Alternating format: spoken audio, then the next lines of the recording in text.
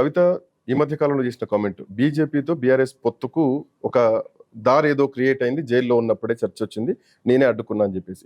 So ఈరోజు అధ్యక్ష ఎంపిక విషయంలో కూడా బీసీలను కాకుండా రామచంద్రరావు గారికి అధ్యక్ష ఎంపిక ఇస్తున్నారంటే కారణం ఏంటంటే రేపొద్దున బీఆర్ఎస్ తోటి బీజేపీ పొత్తుకు ఒక దారి వేయడానికి ఈ రోజు ఈ అధ్యక్ష నియామకం జరుగుతోంది అన్నది రాజకీయ వర్గాల్లో ఉన్నటువంటి ప్రధానమైనటువంటి టాక్.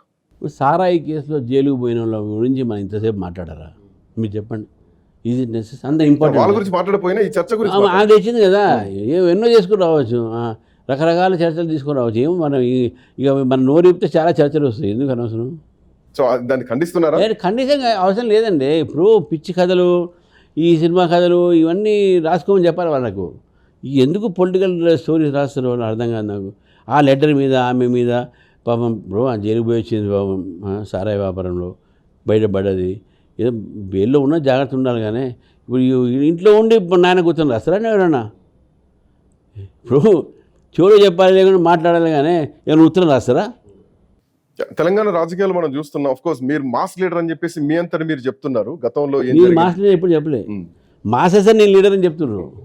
నేను ఇప్పుడు చెప్పలే, ఇప్పుడు నేను లీడర్ అని కూడా చెప్పలే, నేను కార్యకర్తనే చెప్తున్నా. మాటల యుద్ధం తెలంగాణ నడుస్తుంది, అటు కేటీఆర్ వర్సెస్ రేవంత్ రెడ్డి.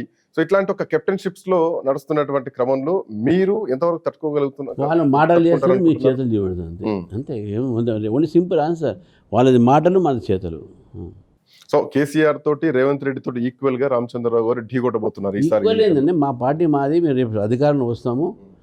మాకు ఎవరితోనే మా పోటీ అనేది మాకు అవసరం లేదు. ప్రజల విశ్వాసం మేము గెలవాలి అంతే. ఇప్పుడు వాళ్ళతో వీళ్ళతో మాకు ఏముంటుందండి? మేము ప్రజల్ని మేము విశ్వాసం గెలవాలి, ప్రజలతో ఒక ఆశీర్వాదంతో అధికారం రావాలి, అది మా ప్రయత్నం. వాళ్ళతో పోటీ పడాల్సిన ఏదైనా ఫుట్బాల్ మ్యాచ్ కాదు కదా. ఈ అధ్యక్షుడైనా కనీసం పని చేసుకొనియండి అని చెప్పేసి ఒకానొక సందర్భంలో బండి సంజయ్ అన్న మాటను ఎందుకు గుర్తు చేయాల్సి వస్తుందంటే, సో అధ్యక్షులను పనిచేసేటువంటి పరిస్థితి లేదా? గతంలో గ్రౌండ్ లో బండి సంజయ్ ఉన్నప్పుడు గ్రాఫ్ చాలా బాగా పెరిగింది. ఎవరన్నా కాకుండా భారతీయ జనతా పార్టీ గ్రామ స్థాయి నుంచి పెరిగింది.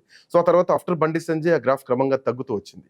యాజ్ అ జర్నలిస్ట్ గా నేను కూడా చూస్తూ వస్తున్నా, చాలా చర్చలు చేస్తూ వస్తున్నా. ఇప్పుడు మీరు వచ్చిన తర్వాత మీ మీద బాధ్యతలు పెరిగినాయి. సో మీకున్నటువంటి ద వే ఆఫ్ ప్రొసీజర్ ఏంటి? ఎట్లా గ్రామ స్థాయి నుంచి మొన్ననే తీసుకున్నాను. But our thrust is booth level, గ్రామీణ ప్రాంతంలో గ్రౌండ్ నుంచి మేము చేసాం.